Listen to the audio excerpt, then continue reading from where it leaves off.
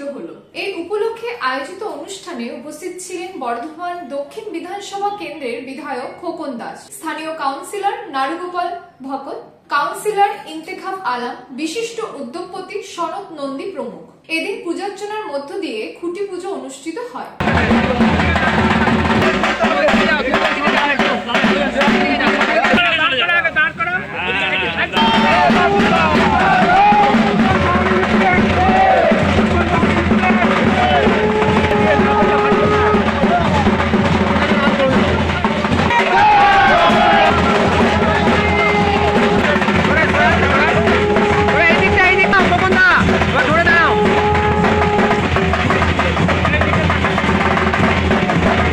বিধায়ক খোকন দাস বলেন, বর্ধমানে যে কটি পুজো দর্শনার্থীদের কাছে বরাবরই আকর্ষণীয় হয়ে ওঠে তার মধ্যে আলমগঞ্জ বারোয়ারি অন্যতম।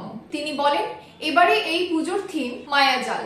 আমরা আশা রাখি উদ্যোক্তাদের যে থিম তা দর্শনার্থীদের আকৃষ্ট করবে। একই সঙ্গে বিধায়ক বলেন, এবছরও বর্ধমান শহরে দুর্গোৎসবের পর কার্নিভাল অনুষ্ঠিত হবে। যদি সব ঠিকঠাক থাকে, প্রশাসনের অনুমতি পাওয়া যায়, তাহলে বর্ধমান টাউন হল প্রাঙ্গণ থেকে এবার উত্তর ফটক পর্যন্ত কার্নিভাল করার একটা পরিকল্পনা রয়েছে। তবে সবটাই প্রশাসনের অনুমতির ওপর নির্ভর করছে। আমরা আশা রাখি এবারও কার্নিভাল আকৃষ্ট করবে শহরবাসীকে। পুজো আজকে হলো, খুঁটি পুজোর মধ্য দিয়ে আলমগঞ্জ বারোয়ারির এবছরের দুর্গাপুজোর শুভ সূচনা হলো।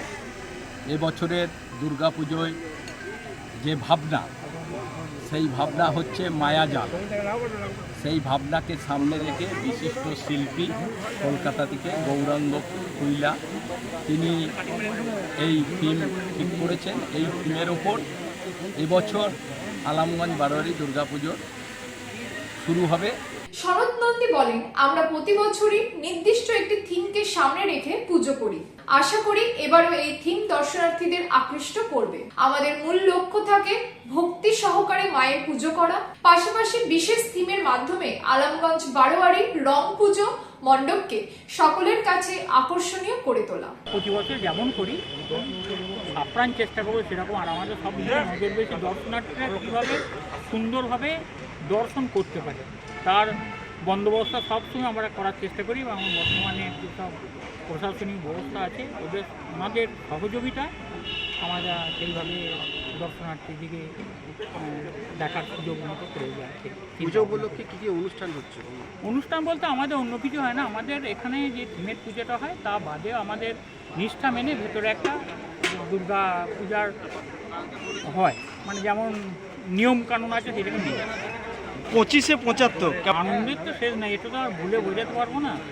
আর এটা আমি অনেক আগে থেকেই আমি আমাদের এমএলএ সাহেবকে বলেছিলাম যে আমাদের এরকম হচ্ছে, এবং ইয়েকেও বলেছিলাম আমাদের কমিশনারকে, তাতে করে উনি একটা আমাদের গেট করে দিচ্ছেন আর রাস্তাটা খুব সুন্দরভাবে সাজিয়ে দিয়েছেন। আমরা আপ্রাণ চেষ্টা করব যে এটা মন্দির সংলগ্ন, মন্দিরটা হয়তো আমরা বুঝতে পারছি না যে এখনও উদ্বোধন করতে পারবো কি না, দেবীকে ভেতরে ঢোকাতে পারবো কি না। তা আপনার চেষ্টা করছি এখনও পর্যন্ত যে নিষ্ঠা মেনে যে পূজাটা হয় সেটা হয়তো ভেতরে হয়ে যেতে পারে। নমস্কার, আমি সুকান্ত প্রামাণিক স্টেট কার্ড নিউজ রুম থেকে বলছি। এবার থেকে আমরা একটা নতুন অনুষ্ঠান শুরু করছি আপনাদের জন্য, সঙ্গে ডাক্তারবাবু। অনুষ্ঠানটি আপনারা দেখতে পাবেন প্রত্যেক মঙ্গলবার। তবে সঙ্গে ডাক্তারবাবু থাকলেই হবে না, আপনাদেরকেও থাকতে হবে। আপনাদের জন্যই করা। এখানে আপনারা চিকিৎসা সংক্রান্ত বিভিন্ন বিষয়ে খুঁটিনাটি তথ্য জানতে পারবেন, যেগুলো হয়তো আপনাদেরকে কোনো না কোনোভাবে সাহায্য করলেও করতে পারে। যদি কোনোভাবে সাহায্য করে থাকে তাহলে সব থেকে আনন্দিত হব আমরা। শহরের 22 নম্বর ওয়ার্ডের পাশাপাশি 35টি ওয়ার্ডের বাসিন্দাদের কাছে স্বাস্থ্য পরিষেবা পৌঁছে দেওয়ার লক্ষ্যে বিশেষ উদ্যোগ নিয়েছেন 22 নম্বর ওয়ার্ডের কাউন্সিলর নারুগোপাল ভকত। এ প্রসঙ্গে এক সাংবাদিক সভায় নারুগোপাল ভকত জানান, আগামী 2রা আগস্ট থেকে 7ই আগস্ট পর্যন্ত আলমগঞ্জ কল্পতরু ময়দানে ম্যারেজ হলে স্বাস্থ্য পরীক্ষা শিবির অনুষ্ঠিত হবে। এই শিবিরে লায়ন্স ক্লাব সহ অন্যান্য চিকিৎসা পরিষেবা প্রতিষ্ঠানের দায়িত্বপ্রাপ্ত চিকিৎসকরা ও স্বাস্থ্য কর্মীরা পরিষেবা প্রদান করবেন। কাউন্সিলর বলেন, 22 নম্বর ওয়ার্ডে বহু গরিব মানুষ বাস করেন। এদের অনেকেই রাইস মিল সহ অন্যান্য জায়গায় কাজ করেন। এই সময় তারা বেশিরভাগই সর্দি, জ্বর, কাশি, পেটের অসুখ ইত্যাদিতে ভুগছেন। বিশেষ করে বর্ষার সময় গরিব মানুষদের নানান রকম রোগ হয়, তাই এই সমস্ত মানুষের কথা চিন্তা করে স্বাস্থ্য পরীক্ষা শিবিরের আয়োজন করা হয়েছে। 6 দিন ব্যাপী এই স্বাস্থ্য পরীক্ষা শিবির চলবে। 2রা অগস্ট থেকে 7ই অগস্ট প্রতিদিন সকাল 10টা থেকে বিকেল 4টে পর্যন্ত স্বাস্থ্য পরিষেবা প্রদান করা হবে। শুধু 22 নম্বর ওয়ার্ডে নয়, আমরা 35টি ওয়ার্ডের নাগরিকদের কাছে এই পরিষেবা গ্রহণের জন্য প্রচার করছি বলে জানান নাড়ুগোপাল। ওয়ার্ডে বিভিন্ন কাজের সঙ্গে আপনি জানেন যে বিগত 3 মাস থেকে আমার ওয়ার্ডে বিভিন্ন কাজকর্ম চলছে। সেই কাজ করতে গিয়ে বিভিন্ন এলাকা ঘুরতে হচ্ছে, তাতে দেখা যাচ্ছে যে বিভিন্ন ওয়ার্ডের আমার ওখানে তো ধরুন অ্যাকচুয়ালি গরিব মানুষের বাস বেশি, তাতে জ্বর, সর্দি, কাশি, পেটের প্রবলেম, এইসব বিভিন্ন রকম আমি সমস্ত রকম দেখে আমি একটা ডিসিশন নিলাম যে উন্নয়নের সঙ্গে সঙ্গে মানুষকে একটু স্বাস্থ্য নিয়ে একটু কিছু করলে ভালো হয়। তো আমাদেরকে তো পথ দেখান আমাদের বাংলার জননেত্রী মাননীয় মমতা বন্দ্যোপাধ্যায় ও আমাদের দলের সেনাপতি সর্বভারতীয় সম্পাদক অভিষেক বন্দ্যোপাধ্যায় পথ নির্দেশক হিসাবে আমরা ওনাদেরকে সম্মান করি এবং ওনাদেরই পথে হাঁটার একটু প্রয়াস করি। এবং বর্ধমান দক্ষিণের বিধায়ক খোকন দাসের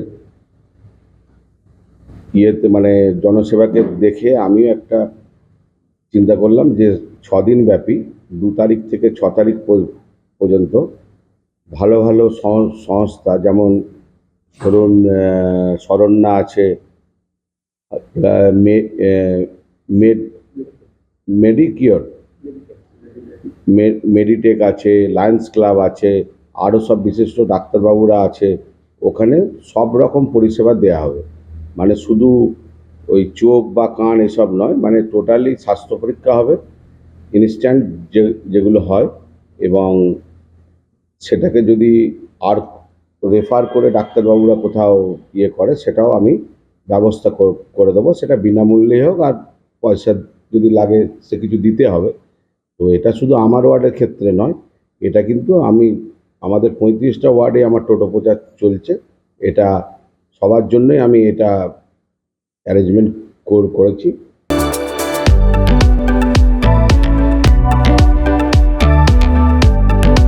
প্রয়াত হলেন পূর্ব বর্ধমান জেলা তৃণমূল কংগ্রেসের মুখপাত্র প্রসেনজিৎ দাস। বেশ কিছুদিন ধরে শারীরিকভাবে অসুস্থ ছিলেন তিনি। জানা গেছে কলকাতার একটি বেসরকারি হাসপাতালে শুক্রবার তার মৃত্যু হয়। তার মৃত্যুতে গভীর শোক প্রকাশ করেছেন বর্ধমান দক্ষিণ বিধানসভা কেন্দ্রের বিধায়ক খোকন দাস। তিনি বলেন, তার আকস্মিক মৃত্যুতে আমরা গভীর শোকাহত, তার আত্মার শান্তি কামনা করি। প্রসেনজিৎ দাসের মৃত্যুতে গভীর শোক প্রকাশ করেন দলের শহর সভাপতি তন্ময় সিংহ রায়। তিনি বলেন, অপ্রত্যাশিত এই মৃত্যু তার পরিবার বর্গের প্রতি সমবেদনা জানায়। নমস্কার, আমি সুকান্ত প্রামাণিক স্টেট কার্ড নিউজ রুম থেকে বলছি। এবার থেকে আমরা একটা নতুন অনুষ্ঠান শুরু করছি আপনাদের জন্য, সঙ্গে ডাক্তারবাবু। অনুষ্ঠানটি আপনারা দেখতে পাবেন প্রত্যেক মঙ্গলবার। তবে সঙ্গে ডাক্তারবাবু থাকলেই হবে না, আপনাদেরকেও থাকতে হবে, আপনাদের জন্যই করা। এখানে আপনারা চিকিৎসা সংক্রান্ত বিভিন্ন বিষয়ে খুঁটিনাটি তথ্য জানতে পারবেন, যেগুলো হয়তো আপনাদেরকে কোনো না কোনোভাবে সাহায্য করলেও করতে পারে। যদি কোনোভাবে সাহায্য করে থাকে তাহলে সব থেকে আনন্দিত হব আমরা।